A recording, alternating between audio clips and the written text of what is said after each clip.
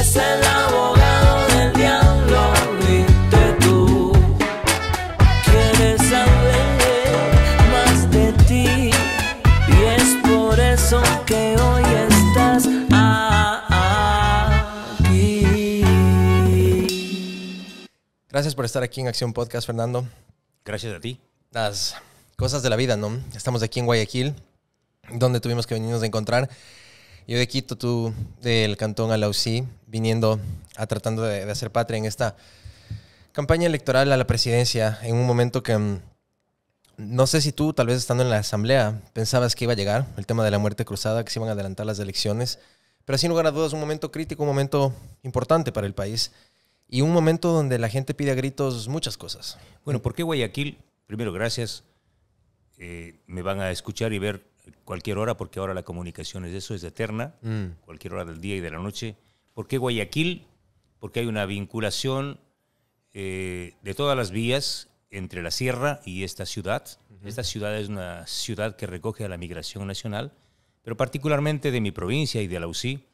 Mi padre en particular y sus paisanos de esa época, yo recuerdo, se les acababa la cosecha del trigo principalmente, y claro, se quedaban huérfanos de sementeras y bajaban a la zafra. Entonces mi padre era un productor en época de siembra, en época de cultivo, y luego bajaba a convertirse en un jornalero en la zafra, en el ingenio San Carlos, que yo recuerdo, o también en el ingenio Valdés. Entonces hay una vinculación histórica de mi provincia de Chimborazo con el Guayas y con Guayaquil. La primera vez que yo llegué a Guayaquil tenía 8 años, 9 años, y pasé en Gabarra desde Durán a Quito, porque veníamos en el tren, ¿no? ¿Venías de vacaciones? ¿En qué época venías? No sé si era vacaciones, pero para mí era la mayor maravilla saber que existe un río, ¿sí? Cuando uno desciende, viaja y viaja en el tren, llega a Durán, y de ahí está un gran río enorme. Para mí era algo así como el Amazonas ahora de grande, eterno, el Guayas, y pasar el río a Guayaquil. Hay algo bonito que he visto en tu campaña, en el mensaje comunicacional que estás haciendo ahora para la presidencia, y es precisamente conectar con esos alimentos como tu niñez, el trigo, el campo, tu mascota, cosas que he visto que son un poco diferentes porque estamos acostumbrados a ver a Fernando Villavicencio más fiscalizador, de mano dura, y ver este otro lado me llama muchísimo la atención. ¿Qué significan para ti tus padres y cuál crees que ha sido el legado que han dejado en ti? Bueno, yo mismo me siento raro. Y me siento diferente. ¿Por qué? Me rehumanizo, si ese es el término, al repasar mi historia hacia atrás y al darse cuenta quién aspira a llegar a la presidencia. Y yo me pongo en un espejo y digo, a ver, ¿quién soy yo para llegar a Palacio a tomar las necesidades de los demás y a gobernar desde la necesidad de los demás? ¿Quién soy yo? Entonces tengo que reandar o andar hacia atrás y reconstruir mi historia desde niño, desde cuando tengo imágenes claras. Y las primeras imágenes son esas, son de una armonía con la naturaleza, con el enorme frío. Estamos hablando de arriba de Alausí, de un frío de 10 grados menos a veces. Y claro, para mí el poncho no era una señal de que soy parte de una etnia indígena, pero no es nada extraño para mí, sino era una forma de robarle un poquito de calor y sobrevivir. Y esa vida también, no solo con la naturaleza, sino con los animales, marcó una visión de la vida y un comportamiento completamente diferente. Como se suele decir, el ser humano es lo que es hasta los 7, 8 años. El resto es como una greda que le vas dando forma. Pero los seres humanos somos eso. Y yo vengo de ahí. Entonces ahí dije, caramba, creo que sí vale la pena llegar a poder representar una alternativa, de representar eso, la necesidad colectiva de una sociedad que busca una gran transformación, una sociedad que ha sido dominada por los poderes más opacos de este planeta, de esta civilización. Entonces yo siempre llego ahora a ubicar frases, ¿no? Frases que la sociedad entienda lo que yo he pensado y repensado en más de 50 años de existencia. Eso de por qué somos lo que somos, por qué somos tan diversos, por qué somos tan diferentes, por qué somos tan pobres teniendo tanta riqueza, porque pones los ojos en realidad y ves un país lleno de riqueza, de grandeza y de valores, y una gente que es enormemente rica en valores y enormemente pobre en riqueza. Wow.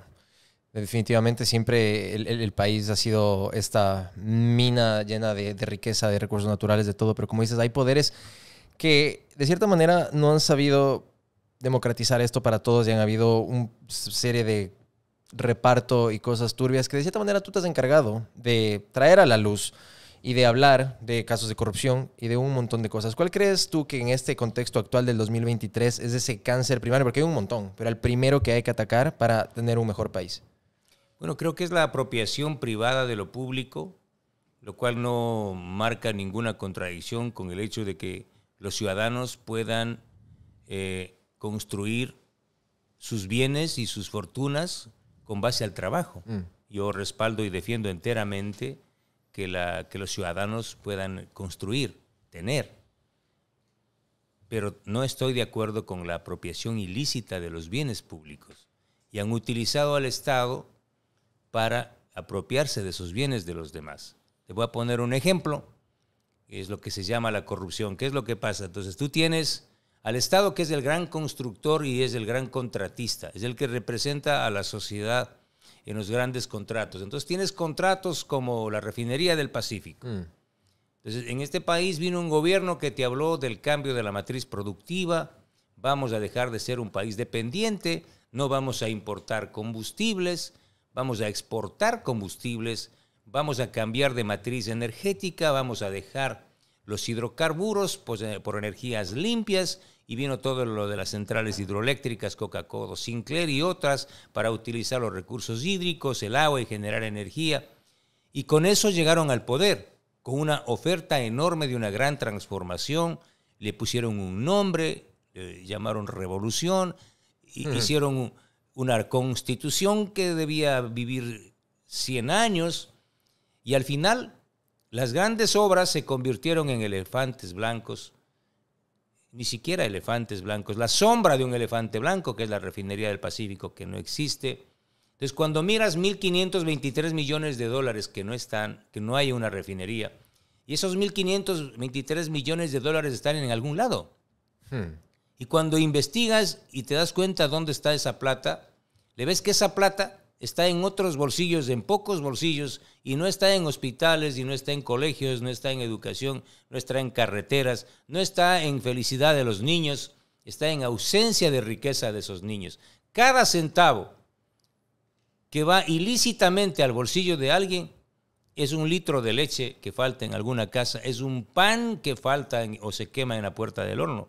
Entonces te das cuenta que la enorme injusticia de este país, como de todos los países, es porque hay grupos mafiosos que en nombre de la política llegan al poder, en nombre del bien común llegan al poder, y lo que hacen es apropiarse de forma ilegal de los bienes de los demás. Esa no es una forma lícita de acumular fortuna, de hacer riqueza. Una forma lícita de hacer riqueza es hacer un gran emprendimiento, una empresa. Y obviamente eso lo vamos a reconocer en mi gobierno. Pero otra forma muy fácil es ponerle el brazo a alguien en la calle y robarle. Porque de alguna manera eso es lo que han hecho con este país. ¿Sí?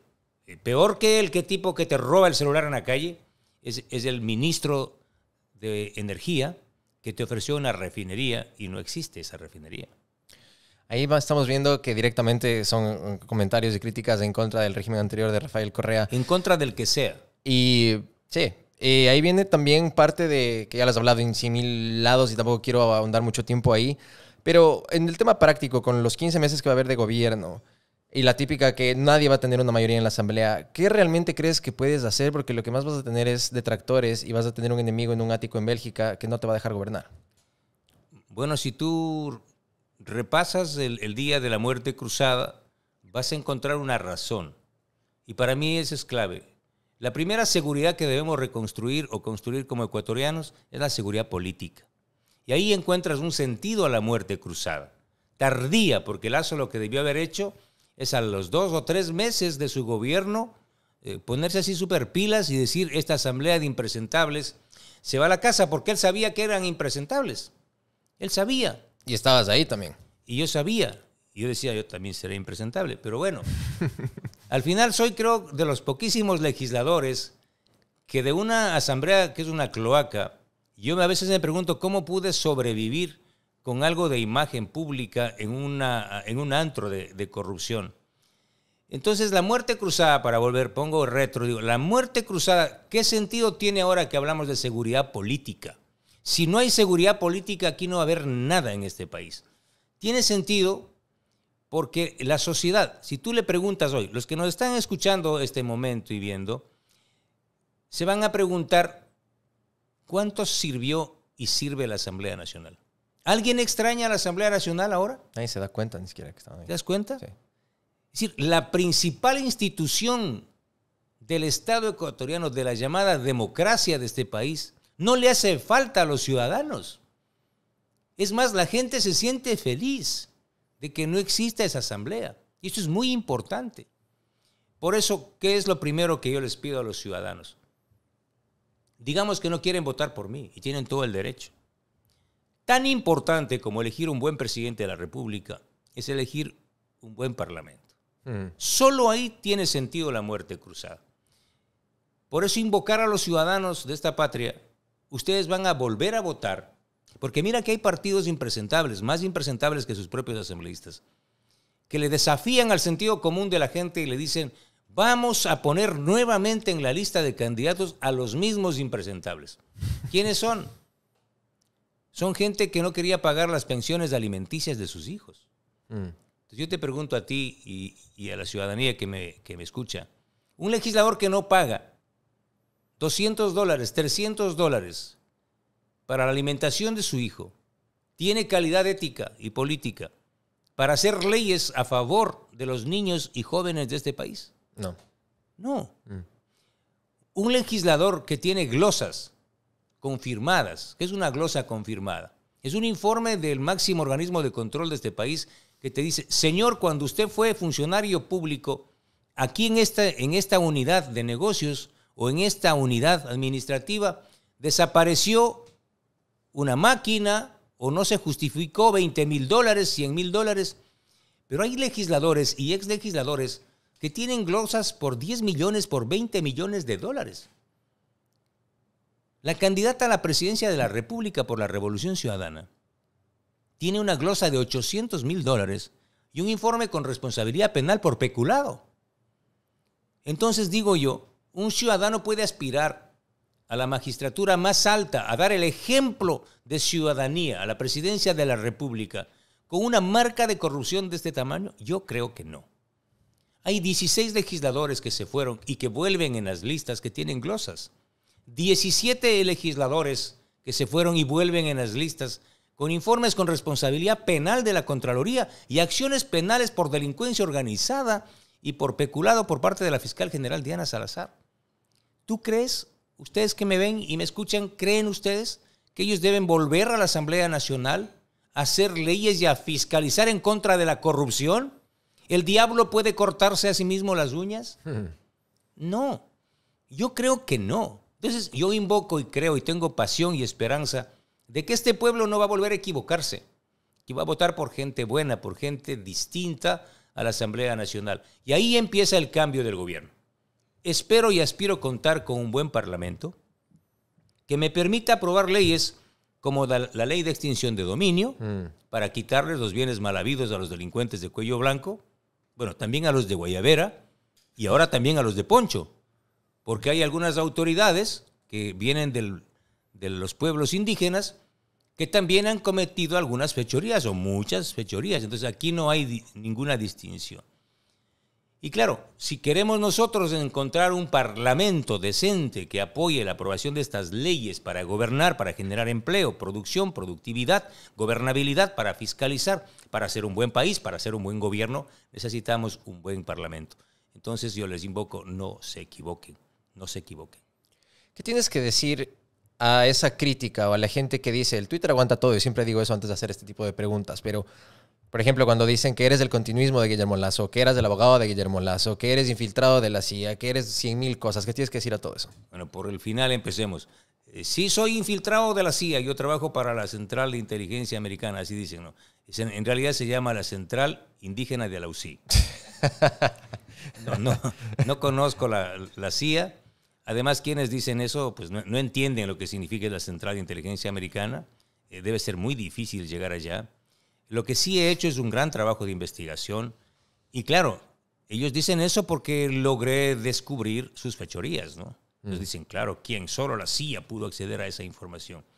Pero sí, yo soy de la Central Indígena de la UCI. Segundo, ¿qué más me dicen? Bueno, me dicen de todo. Recuérdame, ¿qué más? Pero el continuismo de Guillermo Lasso, que sin ser el candidato oficialista prácticamente eres eso. Bueno, yo anoche me reía y y hoy no paro de reírme. A los que me dicen, me acusan de que soy el abogado de Lasso. Cuando veo una foto espectacular del presidente de Argentina, Alberto Fernández, con Guillermo Lasso, ¿no? Y abrazados ahí juntos, dándose la mano y haciéndose bromitas. Y ahí entiendo lo que yo ya sabía, o confirmo lo que yo ya sabía, que quien abrió la puerta para que la sentenciada por el caso Arroz Verde, algo que yo escribimos con algunos colegas periodistas, como Cristian Zurita, para que ella haya salido tranquilamente de la embajada de Argentina en la capital de la República y vaya a Venezuela y luego esté en México con el otro prófugo de la justicia. Ahora queda claro que fue el gobierno de Lasso quien pactó con los socialistas del siglo XXI. ¿Tienes pruebas o es de ese típico dicho, no tengo pruebas, pero tampoco tengo dudas?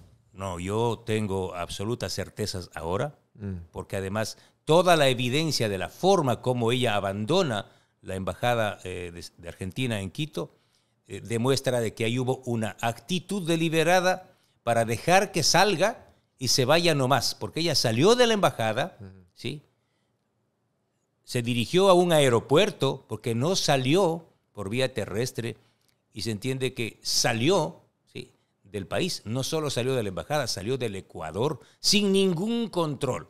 Pero además te cuento que no solo salió María de los Ángeles Duarte, también salió de la cárcel Jorge Glass, el principal acusado del delito de cohecho en el caso Sobornos Arroz Verde, acusado además del delito de asociación ilícita en el caso Odebrecht, de haber recibido 16 millones de dólares de coimas por parte de la compañía Odebrecht en la empresa Glory International.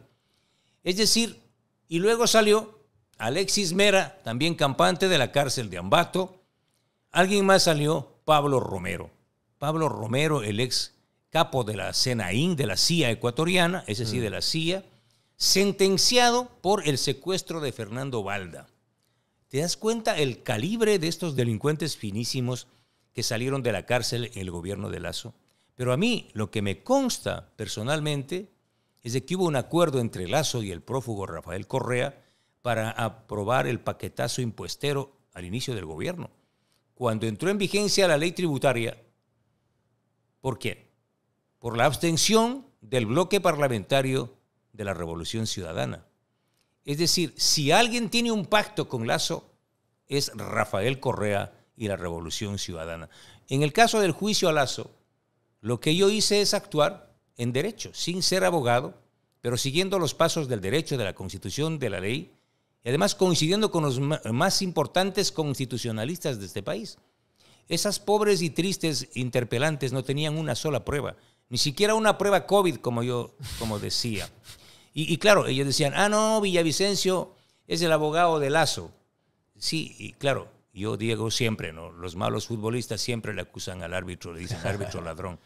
Pero en realidad era muy pobre la acusación. Y no era un ataque a Lasso, era un ataque a la democracia. Yo me siento orgulloso de haber defendido la poca democracia que había en este país y sin duda fui el único legislador que aprendió a sonreír mucho, una sonrisa democrática la noche y la madrugada en que Lasso emitió o hizo real la muerte cruzada. Y desde ahí no he parado de reír. ¿Has vuelto a hablar con el presidente Lasso después de lo de la muerte cruzada? Jamás. Ya después de una muerte cruzada nadie habla con nadie.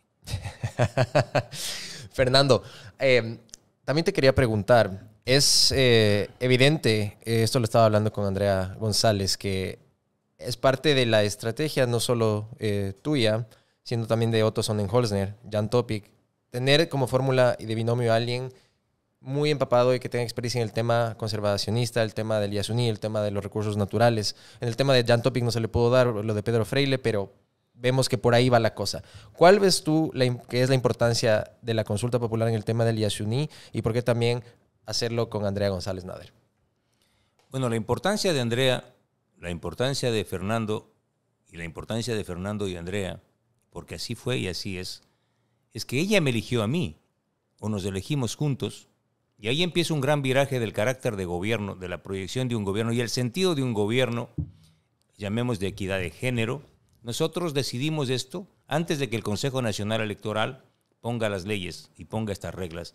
Lo hicimos no porque sea mujer, sino porque es un ser humano que piensa un mundo distinto, que piensa una civilización distinta. La supervivencia de una civilización que se aferra a conservar su hábitat, nada más. Cuando nosotros no respetamos a la naturaleza, lo que hacemos es autocondenarnos, es un suicidio como civilización.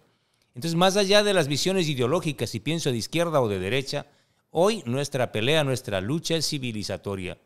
O seguimos en este planeta o no, depende de nosotros. Yo lo que he hecho es acompañarme en este proyecto de gobierno con ella y ella también conmigo. Por eso he ratificado, y lo hago ahora públicamente otra vez, de que no habrá decretos para decidir que Andrea González Nader haga estito o tenga una esquina del poder en el palacio, no. Ella va a tener todas las esquinas y el poder entero para hacerlo desde la necesidad que tiene esta humanidad de sostenerse a sí mismo en este planeta. Además, porque el componente ambiental está en todo. Cuando vayamos a negociar grandes contratos del petróleo o pequeños, tiene que negociarse con una visión civilizatoria del tema ambiental. Cuando negociemos la construcción de una central hidroeléctrica, tenemos que pensar y repensar y poner e imponer el tema ambiental.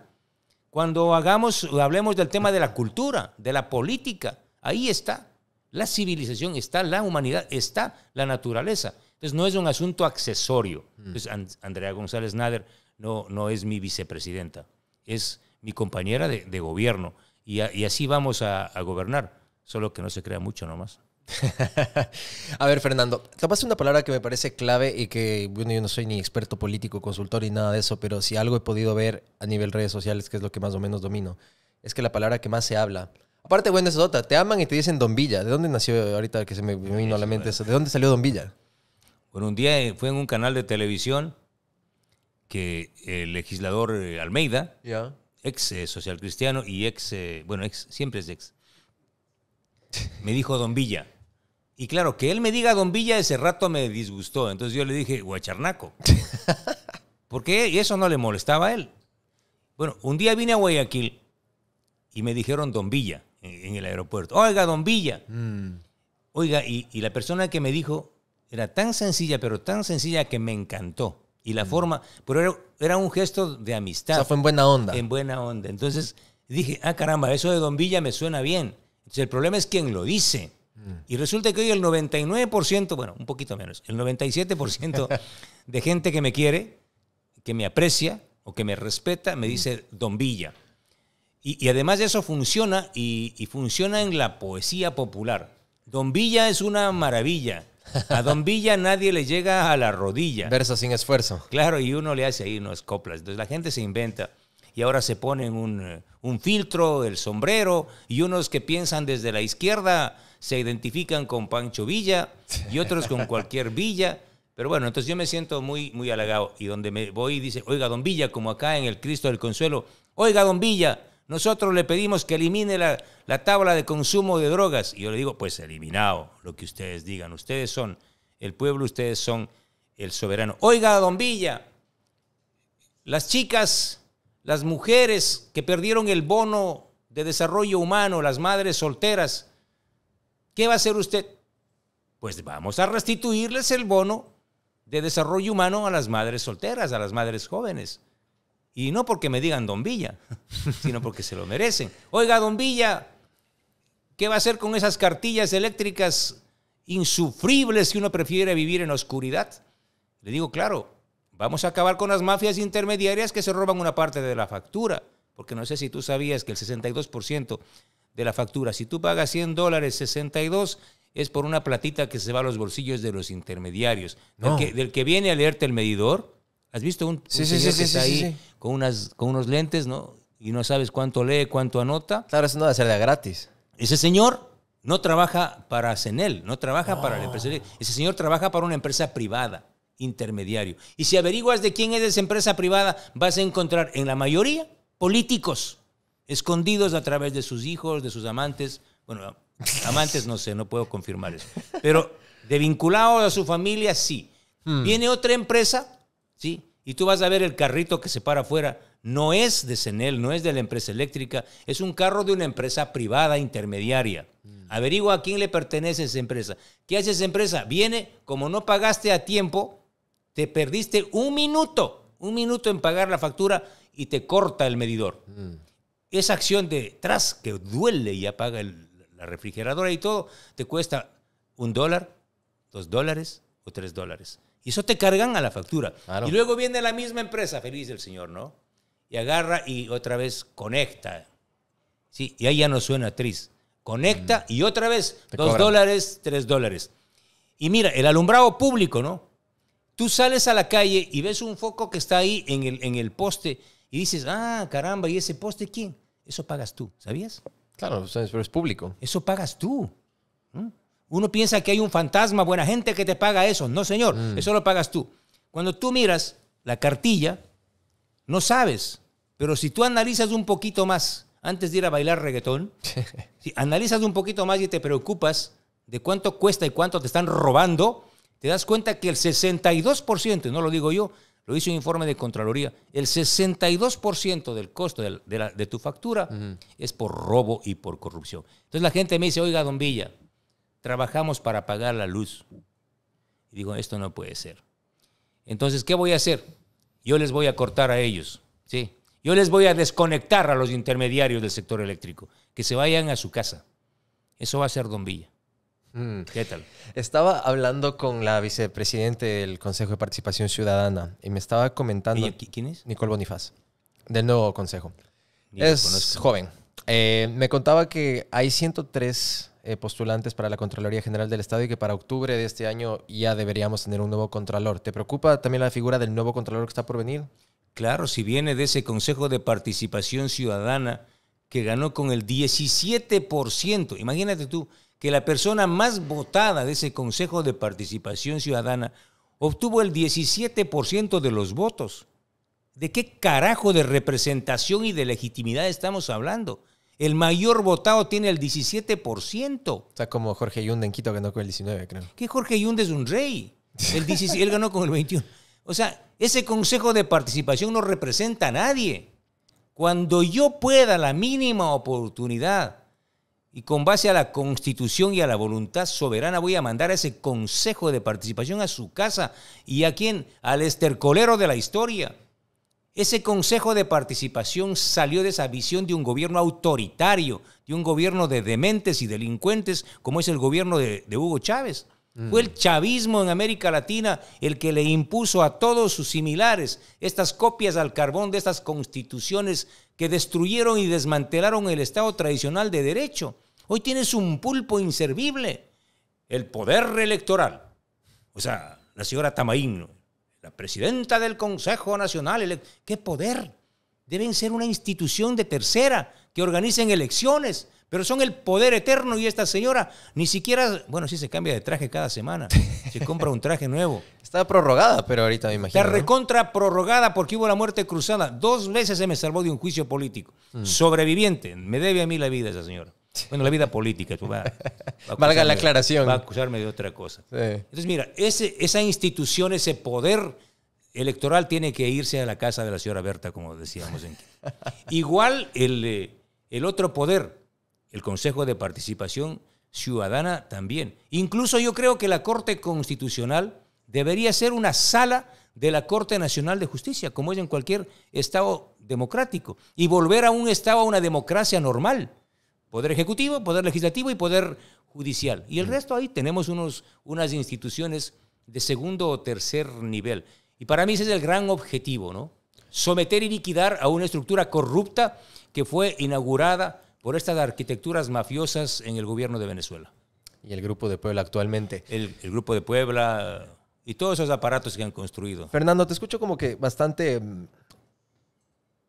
descontento, asco, rabia, coraje hacia la constitución del Summa Causai de Montecristi que fue fabricada en España por unos jurisconsultos. Algunas cosas no. a la Algunas. medida del caudillo de turno, porque ese es el mal eterno del Ecuador, que o sea, cada 10, 15 años nueva constitución y que se adecue al líder que tenemos de turno. Pero de lo que te escucho, digamos que llegas al poder, ¿estaría entre tus planes una constituyente cambiar la constitución y cambiar alguna de las cosas? ¿O qué es lo que piensas hacer con la constitución? Porque te noto muy desconforme con todo lo que hay.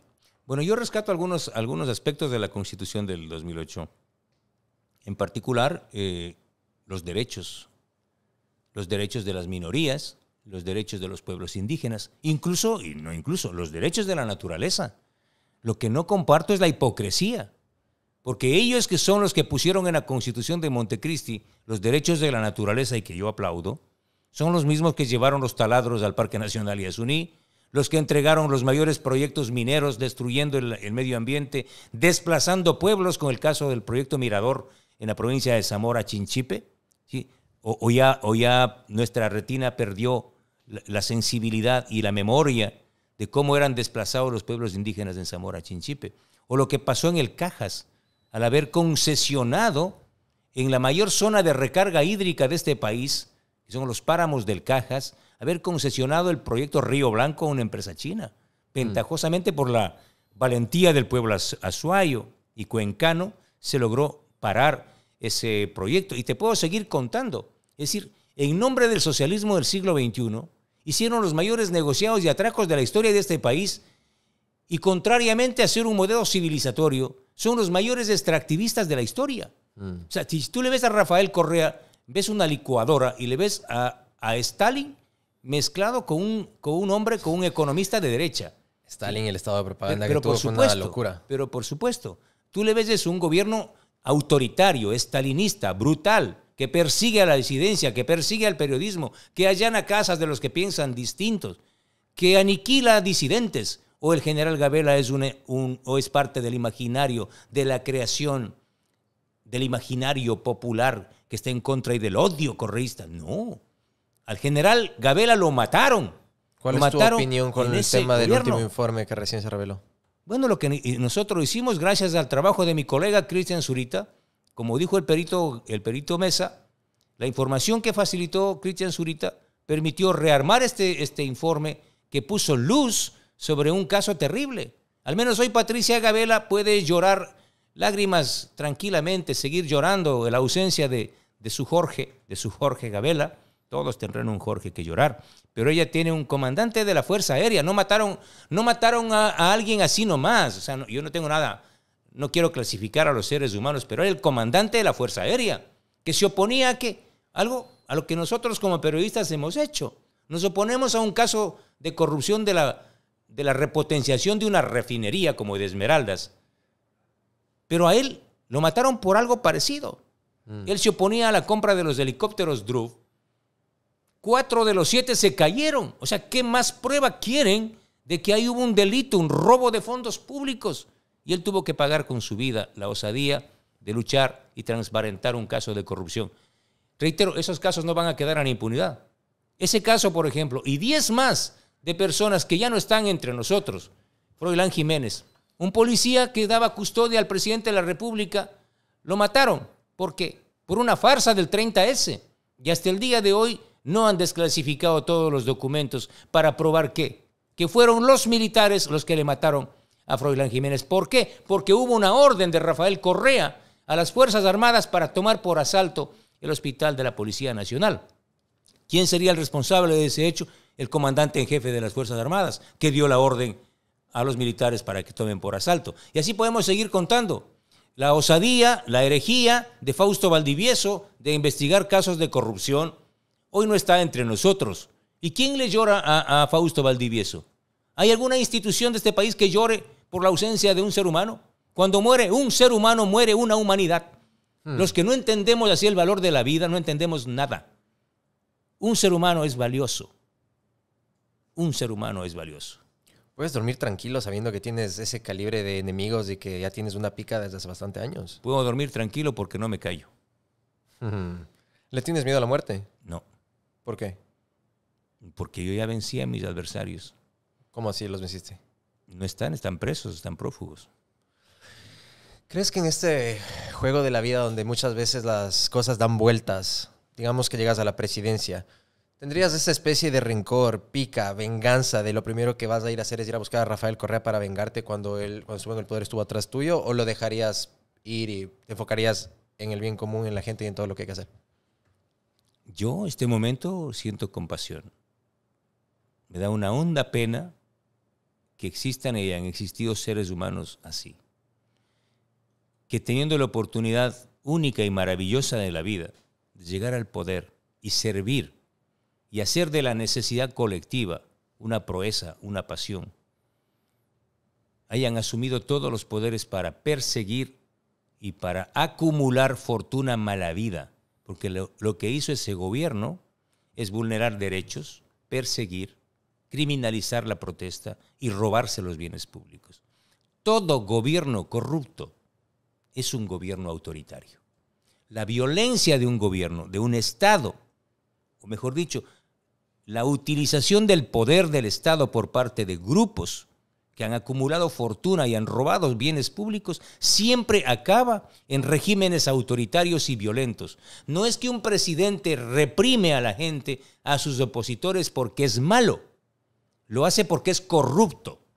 Para proteger el robo de los bienes públicos es que recurren a la violencia y a la persecución. Reitero, un gobierno corrupto es un gobierno autoritario.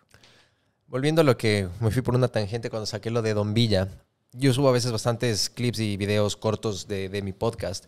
Y entre uno de esos había uno de Esteban Torres que decía, yo pienso de Fernando Villavicencio que es una mala persona. Tengo una muy mala energía de él, una muy mala impresión. Esteban Torres Cobo, ex segundo vicepresidente de la Asamblea, compañero tuyo en alguna comisión. Pero entre las puteadas, porque salía mucha gente a defenderte, ahí fue donde me desayuné el Don Villa, porque salían a decir Don Villa presidente, Don Villa presidente, y a putearlo a Esteban. Pero otra de las cosas que 99 veía... le puteaban a él y uno me puteaba a mí. No, puteándolo a él, digo. Por eso ahí fue cuando me enteré sí, de lo de Don Villa. Otra de las cosas que vi ahí, y por eso te digo que no soy ningún experto político, pero si hay una palabra que puedo resumir y aterrizar, que la gente repite y repite, te la escuché decir, pero dijiste seguridad política. Pero también es muy importante la seguridad jurídica y la seguridad ciudadana. Claro. Eso es lo que la gente pide ahora a gritos, dado el contexto que tenemos. Vamos a aterrizarlo, pero para que todo el mundo que te está viendo y escuchando te lo pueda comprender así, desmenuzadito, en una oración. ¿Qué es lo que realmente quieres hacer en 15 meses? Si lo puedes poner en una sola oración. Someter a las mafias. Yo he identificado al menos 3 mafias poderosísimas y las 3 vinculadas a la política. El narcotráfico, la minería ilegal y la mafia de los sobornos. Y las 3 tienen candidatos a la presidencia de la República. A ver, ¿cómo es eso? Repítanse porque me fui con las 3. A ver, ¿cómo? El narcotráfico, la minería ilegal y los sobornos, que son los robos de los recursos públicos. Cuando tú firmas un contrato con una empresa privada, la empresa privada te da una tajada del contrato. Eso se llama un soborno o una coima a cambio de la firma del contrato o del pago de facturas. Odebrecht le pagó a Correa o le entregó a Correa $6 millones para financiar la campaña electoral de 2013 y 2014 a cambio de la firma de contratos. Hidalgo le dio $1,5 millones. Sino Hydro, empresa china, también le dio su mesada. 20 empresas, las mayores constructoras de este país y de América Latina y el mundo, han financiado 9 campañas electorales de ese partido. 9, ¿sí? ¿Cómo no podemos hablar de contaminación política, de contaminación electoral? Entonces, a esas mafias nos enfrentamos. Cuando tú me preguntas, yo te digo que esas 3 mafias financian a una parte de la clase política. Es lo que Pancho Huerta llamaba un narcoestado. ¿Por qué? Ayer y algunos días atrás, semanas atrás, he exhibido documentos y he entregado a la Fiscalía General del Estado los vínculos, por ejemplo, de Jorge Glass con el capo del cartel Jalisco Nueva Generación, Leandro Norero Tigua. ¿Tú recuerdas que el actual candidato a la Asamblea por mi partido, por mi movimiento, el general Patricio Carrillo, lideró cuando era ministro del Interior un gran operativo con la policía y capturó a este capo de Jalisco Nueva Generación, Leandro Norero Tigua, en una mansión en San Borondón, Riberas del Batán se llama. Esta mansión era de otra persona Son testaferro. acusado de vender insumos médicos con sobreprecio en la pandemia. Javier Jordán se llama, está prófugo en los Estados Unidos. ¿Te acuerdas de una foto que yo exhibí donde aparecían unas personas gorditas? La de los tetones, como se dice en el Vox Populi. Así les bautizaron. Yo no fui el autor de ese Te la mote. sacas así, no, yo no dije nada. No, y a mí me gusta y me gusta. Y luego yo también me siguieron 3 juicios por los tetones. Pero bueno. Pero eran gorditos, Estaban bien comiditos. Estaban subidos de peso. De ahí algunos se fueron a hacer travesuras para bajar de peso. Bajaron de peso, pero siguieron haciendo travesuras. Pero bueno, entonces, este señor, Leandro Norero Tigua, había comprado esa casa al dueño de la piscina de Miami. Yo no sé cómo tienen tanta plata para... Imagínate, una mansión de $3 millones en Riberas del Batán y una mansión de 8 o 10 millones de dólares en Miami. O sea, qué fácil, ¿no? Qué fácil. Yo entro al servicio de rentas internas y a la Contraloría y digo, mi pobre patrimonio es $70,000. Dicen que soy agente de la CIA. Ese es el patrimonio declarado oficial de Fernando Villavicencio. Y es el único que tengo, no tengo un extraoficial. Eso es lo que tengo. Lo que no tengo es un montón.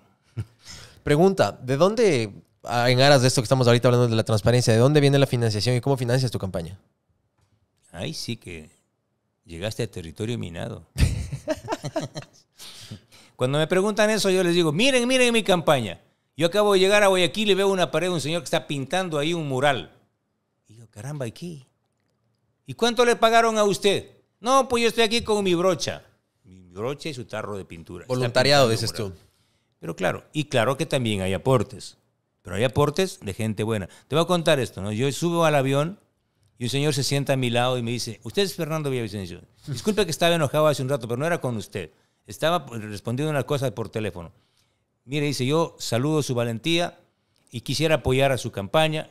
Deme su número de teléfono. Yo soy un constructor, no gano mucho, pero yo quiero apoyar a su campaña. Sí. No te voy a decir cuánto, pero con eso se podría financiar unos 2,000 afiches, 3,000 afiches. Ese es un aporte. ¿Sí? Así financiamos esta campaña. La gente que graba una canción, ¿sabes cuántas canciones han grabado los seguidores de este proyecto político? 25 canciones existen de la campaña de Don Villa, de Villavicencio Andrea González Nader. Y es una maravilla, desde pasacalles, cumbias, reggaetón y todo. Y uno va a las campañas de territorio y claro, ahí está la gente con su pregón, ¿no? Y dale, y dale. Pero yo no he pagado. Aquí en el Cristo del Consuelo, donde todo el mundo se dice, caramba, carajo, ¿cómo hizo Villavicencio? ¿Qué entró con hombres armados? Y no, yo así entré armado con una camisa y salí bien mojado, sudé todo lo que... Una patria entera sudé esa tarde en el Cristo del Consuelo y fue para mí lo más hermoso sentir así cerca a la gente y más que la gente la ausencia de consuelo en el Cristo del Consuelo. Pero ahí tú veías un afiche, ¿sí? ¿Que cuánto cuesta? De $2, $3. Nadie estaba pagado ahí. Ahí no había nadie pagado con sobornos de Odebrecht. Con sándwiches, dices tú.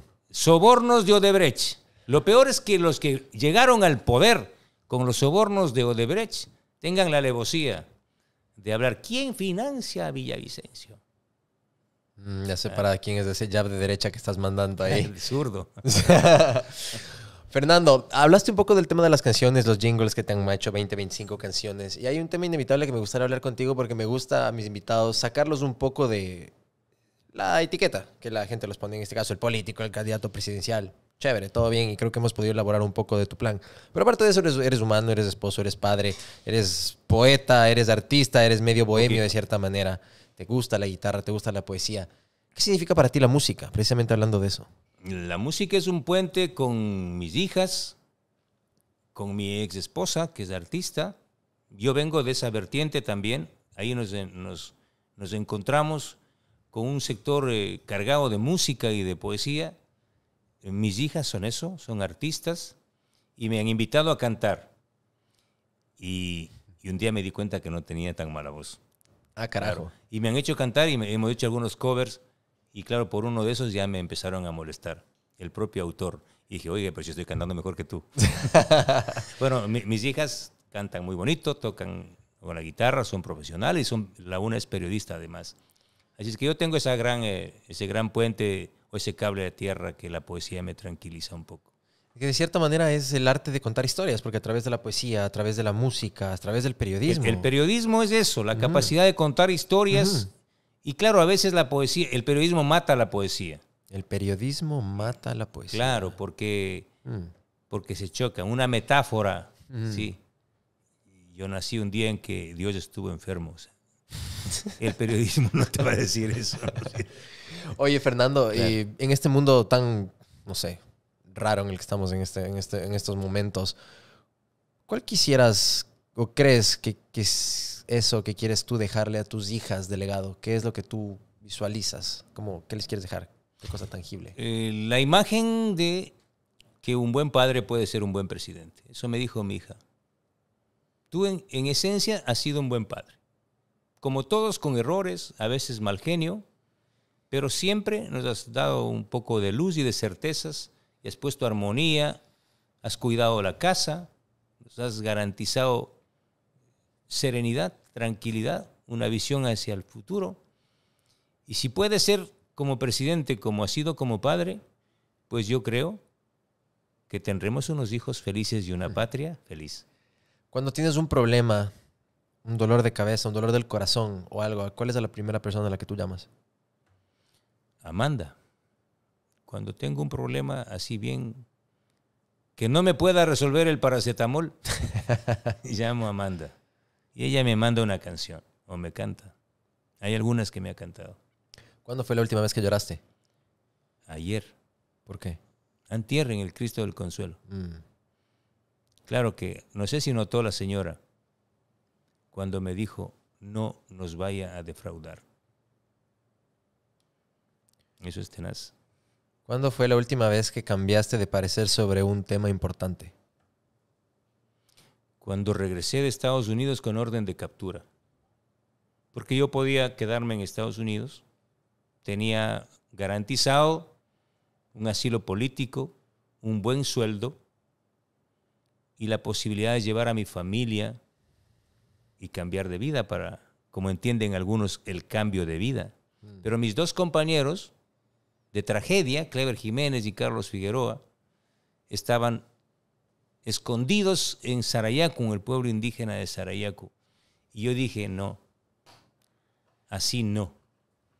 Entonces tuve toda la oposición de mi familia y me dijeron, eres un idiota, ¿cómo puedes hacer eso? Ese fue el término, y otros más duros. Entonces yo dije, no, yo voy a vivir la tragedia de mis compañeros porque esto lo hicimos juntos y vamos juntos a sufrir y a vivir el destino.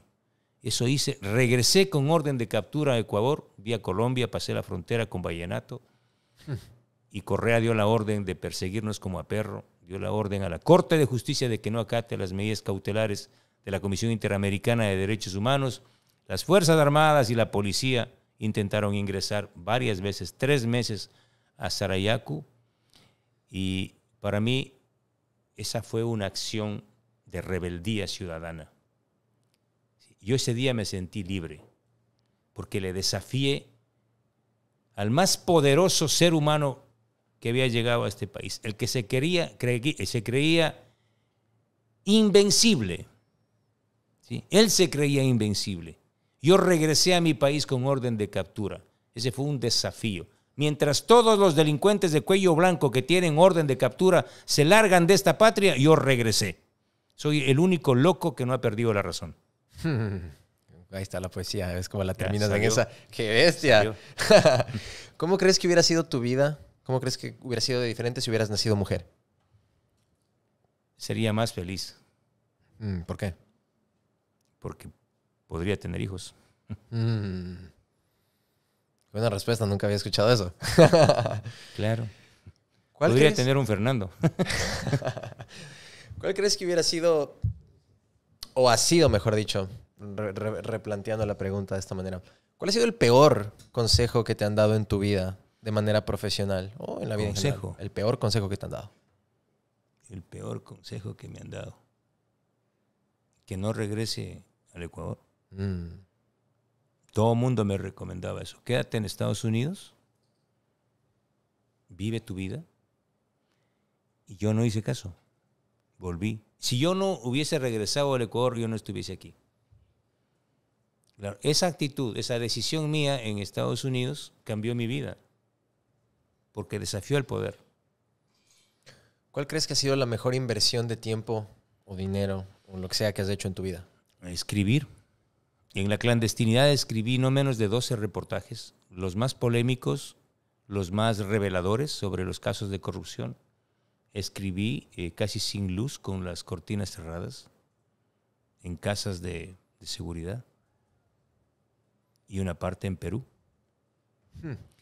Claro, la persecución para mí fue el momento más, contradictoriamente más positivo de mi vida, porque escribí y publiqué en los mejores medios de comunicación del mundo. O sea, trabajamos una investigación conjunta con uno de los mayores periódicos del mundo, que es The Guardian, de Londres, sobre Julian Assange, y ganamos un gran premio internacional en México, y también gané el premio Mantilla Ortega y el premio el premio Eugenio Espejo aquí en Ecuador. Y en Perú, cuando yo llegué, Diario El Comercio y Caretas me dijeron, ven a trabajar. Y claro, trabajé casi un año en Caretas, que es la mejor revista de investigación del Perú. Entonces Correa no sabía qué hacer, nos decía, se va al exilio, se va del país, le perseguimos, y donde va no se calla y no guarda silencio. Y claro, yo escribí como unos 8 o 9 reportajes en Caretas, y también he escrito para otros medios internacionales. Y eso para mí es un honor, haber ganado los más importantes premios de periodismo de este país y a nivel internacional. Hablando de disidentes y de escribir afuera y de irse en contra de regímenes y de todo, no sé si es que has visto este documental que se llama El Disidente, The Dissident, que es sobre la historia de Jamal Khashoggi. Me imagino que sabes lo que le pasó a él, este periodista del Washington Post, que lo asesinaron en la embajada en Turquía. Así ese es el destino y el peligro, y eso cuando voy les digo, claro, el periodismo de investigación te pone como juego la vida, ¿no? Solo ahí sabes tú cuál es el valor de escribir. Por eso yo, cuando se me ocurrió un día, cuando me entregaron el premio Jorge Mantilla, se me salió esta frase: escribir es la victoria. Claro, porque cuando escribes, ¿sí?, y logras que tu palabra, que lo que escribes se convierte en un espejo donde se ve mucha gente y te sirva, entonces tú puedes decir que has ganado, que valió la pena. ¿Qué tienes que decirle a la gente que justamente dijiste el término periodismo de investigación? Es una rama del periodismo que últimamente se ha visto ciertamente manchada en el país o ha perdido credibilidad de cierta manera, y se la dice o se la tilda ahora que es extorsionar o vacunar de cierta manera. ¿Qué tienes que decir sobre esa gente que habla del periodismo de investigación como algo selectivo? Yo investigo a quien me conviene o a quien está en contra mío. Bueno, los que utilizan esos términos son los que justamente se han ausentado de los códigos, de los protocolos, de la esencia del periodismo de investigación. Porque el periodismo de investigación no es esa actitud malsana o truculenta o visceral de tomar un papelito que me encontré o me dio alguien y hacerme famoso con un titular. El periodismo de investigación es sereno, sensato, contrasta, verifica y publica solo el momento en que haya completado y haya confirmado todas las piezas de una investigación. Yo sé a quiénes te refieres. Gente que hace eso no hace periodismo de investigación, ¿sí? Hace publicidad engañosa, cualquier cosa. El periodismo de investigación es otra cosa. Por eso el correísmo se encargó en este país de presionar a los medios para desmantelar las unidades de investigación que tenían los principales medios, como El Universo, Diario Expreso. Y yo vengo de ahí, de ese troje de periodistas como Juan Carlos Calderón, que era mi compañero en la universidad, Cristian Zurita, Marlon Puertas, Jan Cano. Con ellos hicimos gran parte de este camino. Fundamos Plan B, luego fundamos Focus, periodismo de investigación, 1000 hojas, y hasta hoy sobreviven. Y mira, el correísmo intentó y en efecto logró desmantelar estas unidades periodísticas de investigación, persiguió periodistas, pero eso dio pauta para que los mismos periodistas construyamos, ¿sí?, instrumentos potentes como son ahora los medios digitales. Y hemos dado una gran batalla desde los medios digitales. ¿Qué opinión te merece hoy en el 2023 Julian Assange? Bueno, yo creo que hizo algunas proezas al filtrar información, pero igual está muy lejos del periodismo de investigación. Edward Snowden. Igual lo que hizo es filtrar información, vender información, pero nada tiene que ver con el periodismo de investigación. ¿Qué le puedes decir a todos esos jóvenes que están por salir a la vida profesional o entrar a la universidad o tal vez quieren ser periodistas? ¿Qué les puedes decir? Bueno, que entiendan que hacer periodismo de investigación es jugarse la vida. El periodismo de investigación para mí es un instrumento político, ¿sí? Es la política más sensata, ¿sí? Y una cosa es la política y otra cosa son los partidos. Pero casi todo el periodismo de investigación siempre está vinculado al destino, a la democracia, al poder. El periodismo de investigación es el espejo del poder, ¿sí? Y se juega uno la vida y el poder también. ¿Qué es lo último que haces por la noche y lo primero que haces por la mañana? ¿En serio quieres que te diga? Bueno, si es que hay como saber, ¿no? Bueno, sí, generalmente cuando llego cansado de leer contratos y cerros a la derecha que te quiebran, leer poesía. Eso haces en las noches antes César para Dávila relajarte. y poesía clásica, ¿no? Volver a leer. Y nunca te cansas de leer los mismos libros de los clásicos. César Dávila, Jorge Carrera, o poetas salvadoreños como Roque Dalton, o peruanos, sí, de la altura de César Vallejo. ¿Y en la mañana qué haces? ¿Primer ejercicio? ¿Tomas un café? ¿Corres? ¿Ayunas? ¿O simplemente al celular? Primera Café. cosa que haces. Café. Café, mucho café. Con Tengo azúcar, una sin máquina azúcar. de café. Negro, sin Cuando nada. es corto, sin azúcar. Mm. Cuando es con una empanada ya toca. Listo, Fernando. La última pregunta. Si es que podrías ahorita sentarte con tu versión de 16, 17 años, el día de hoy, al frente tuyo, así como estamos, ¿qué le dirías? Con mi versión de 17 años y quedé en segundo puesto, me aplaudiría porque gané el primer concurso de libro leído de un colegio de Aperro. Porque me expulsaron de un colegio, del colegio fiscal ¿Por que qué? estudiaba en Quito porque... Puñetes. No, por una manifestación callejera. Desde pequeño Puta, ya era revoltoso. Me expulsaron y acabé en un colegio particular, pero de segunda o de tercera. Entonces yo le dije a la rectora, oiga, déjeme participar en ese concurso del municipio de Quito, era un concurso de libro leído y oratoria. Y me dijo, no, pues ahí vas a pelear con el San Gabriel, con el Mejía, el Montúfar, de colegio. Le dije, pero autoricen. Me autorizó. Y quedé en segundo lugar. No. Y era el más famoso. Yo. Y ahí conseguí una chica que no me paraba bola y desde ahí me paró bola. No cuento en qué acabó eso, pero bueno.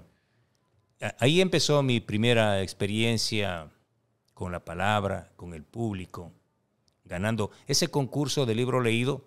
Creo que me leí unos 14, 15 libros de Simón Bolívar a esa edad, a los 17 años. Wow, increíble. Fernando, muchísimas gracias por tu tiempo. Por favor, a esa cámara, la gente que te está viendo y escuchando, ¿qué les tienes que decir? Yo no les vengo a pedir el voto por ninguna vía, ni voy a ofrecerles nada golpeando su puerta. Jamás. Yo no les voy a pedir nada.